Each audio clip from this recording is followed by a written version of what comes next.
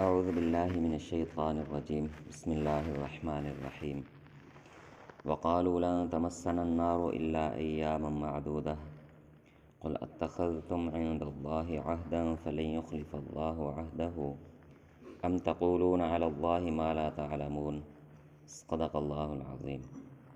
سورۃ البقرہ آیت نمبر 80۔ اہل کتاب میں بعض لوگ ایسے تھے کہ جو تو بالکل ہی یہ کہتے تھے کہ اللہ تعالیٰ ہمیں جہنم میں نہیں ڈالے گا، ہم جو مرضی کرتے چلے جائیں۔ اور بعض لوگ تھوڑا ہاتھ نرم رکھتے تھے اور کہتے تھے کہ جائیں گے ضرور جہنم میں، بس یہ ہے کہ تھوڑے دنوں بعد اللہ تعالیٰ ہمیں پھر نکال لیں گے، بس تھوڑے دن کے لیے اللہ تعالیٰ بھیجیں گے، زیادہ لمبا عرصہ اللہ تعالیٰ ہمیں جہنم میں نہیں ڈالیں گے۔ تو اللہ تعالیٰ نے پھر سوال کیا کہ آپ ان سے پوچھیں کہ کیا کتاب میں یہ بات ہے، تورات میں یا انجیل میں اللہ تعالیٰ نے اپنی کتاب میں کوئی ایسا وعدہ کیا ہے؟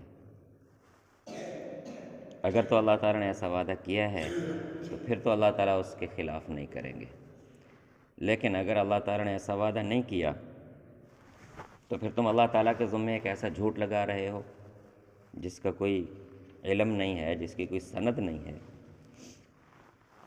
تو ضرور جو جس طرح کے اعمال کرے گا، اگر کسی نے اتنی نافرمانیاں کی کہ اس کی نافرمانیوں ہی اس کی زندگی کو ہر طرف سے گھیرے ہوئے ہیں، تو پھر وہ ہمیشہ جہنم میں رہیں گے۔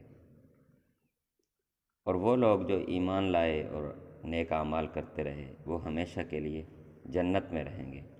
ہاں، درمیان میں اگر کچھ طبقہ ایسا ہے جو ایمان بھی لاتا ہے، نیکیاں بھی کرتا ہے اور کہیں نافرمانیاں بھی کرتا ہے، تو ان کا حساب و کتاب الگ چیز ہے۔ لیکن جو تمہاری حالت ہے کہ تمہاری ساری زندگیوں کا احاطہ نافرمانی ہی نافرمانی ہر طرف نظر آ رہی ہے، تو ایسا دعویٰ پھر تمہارے زبان سے اچھا نہیں لگتا۔ یہ ان مبارک آیات کا خلاصہ ہے۔ وَقَالُوا لَن تَمَسَّنَا النَّارُ إِلَّا أَيَّامًا مَّعْدُودَةً، اور اہل کتاب یہ کہتے ہیں کہ ہمیں آگ ہرگز نہیں چھوئے گی، ہاں مگر صرف چند دن کے لیے۔ قُلْ أَتَّخَذْتُمْ عِندَ اللَّهِ عَهْدًا، اے رسول صلی اللہ علیہ وسلم آپ ان سے پوچھیں، آپ ان سے کہیں کیا تم اللہ تعالیٰ کے پاس کوئی ایسا وعدہ یا اقرار لے چکے ہو؟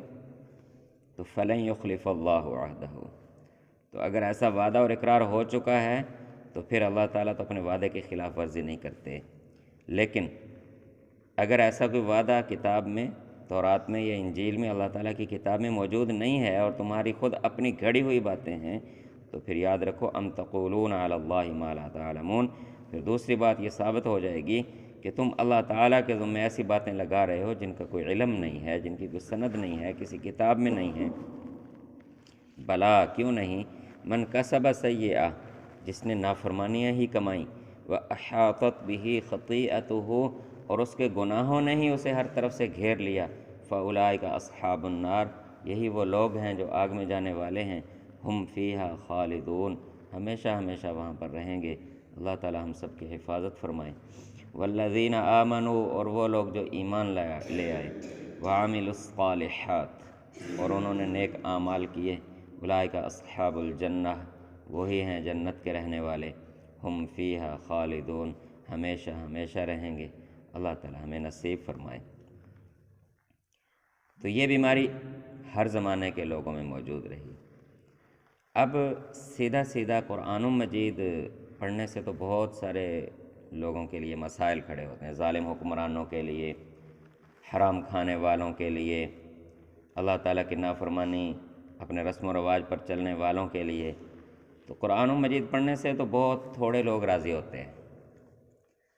اب پھر مولویوں نے یہ طریقہ نکالا ہوتا ہے کہ قرآن کو چھپا دو، قصے کہانیاں ایسی سناؤ کہ بس آپ تو بھائی بخشے بخشوائے لوگ ہیں، آپ جیسا تو کوئی ہے ہی نہیں، اتنا خوش کر دو کہ بس مال نکال نکال کر پیروں کے، مولویوں کے، بس جناب بابوں کے اوپر لٹاتے رہیں۔ قرآن کھولو ہی نہ، کتاب کھولو ہی نہ۔ یہ تورات و انجیل والوں میں سے بھی تھے، ہمارے پاس بھی ایسے لوگ موجود ہیں وافر مقدار میں۔ تو بس اللہ تعالی ہمیں اپنے اور اپنے رسول صلی اللہ علیہ وسلم کے ساتھ جوڑے رکھے۔ قرآن اور سنت ہی وہ راستہ ہے جو ہمیں کامیابی کی طرف لے جا سکتا ہے۔